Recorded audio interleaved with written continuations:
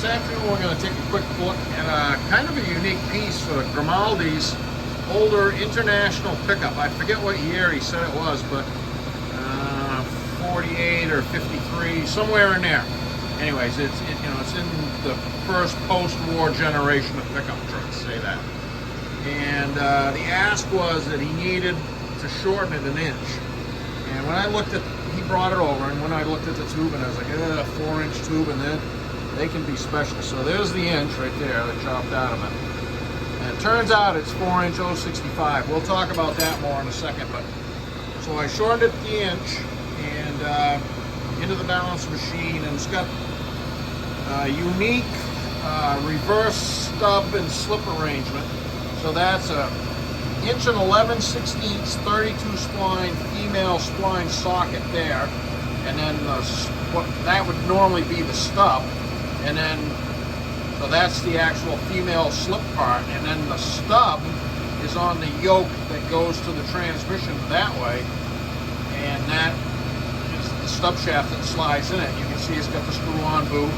It's quite a piece of work. I've seen them before, but with a much larger joint. That's the smallest one of them I've ever seen. That little, that's Mechanics 2R internal clip. You hear me talking about 3R all the time. Well, this is its little brother. Pretty much obsolete, unfortunately, but in this day and age, they're still around a little bit. And similar to the Ford setups of that use that same joint, it's wing and cap. So we'll slow it down here in a minute, and I'll show you what that's all about. So basically 4-inch 065 wall tubing.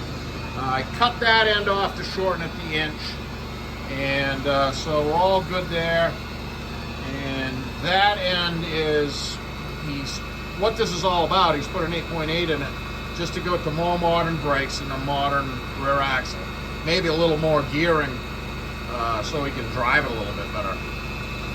So that is Mechanics 2R also with a swing joint in it to 1310. So we'll talk about all this just as an entirety and show where it is now, and then we'll talk about why it is this way.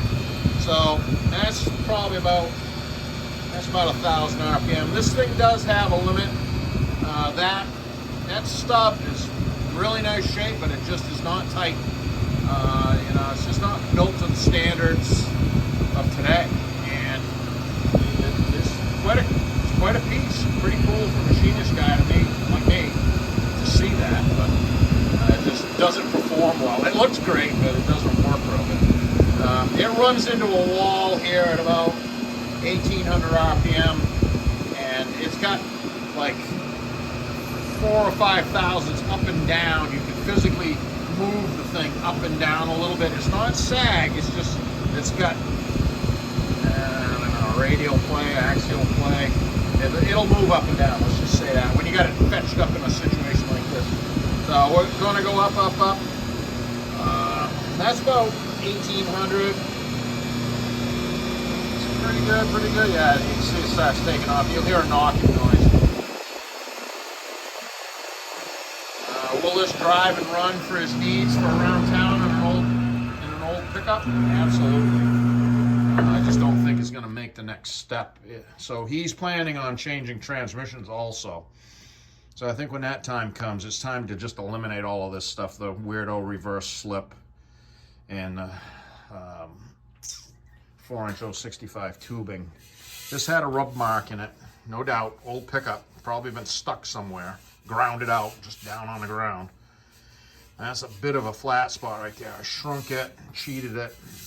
It's not unusual for me to straighten drive shafts.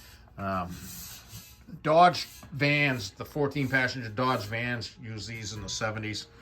Also, they're wicked vulnerable. There's really nothing good about this size tubing, and it is extinct. So there is the swing joint to a 8.8 style flange with a 2-inch pilot and a 4 1/4-inch bolt circle. It's 2R to 1310.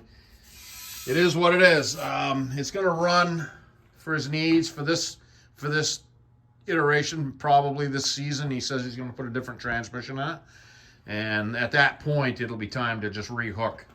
Getting onto the axle is no big deal, and then whatever modern transmission he goes to is going to eliminate all of that stuff there. So that'll be a win. In the meantime, this is going to do what he needs to do, and that's a win. So I'll wrap this up, and we'll get it back to Grimaldi.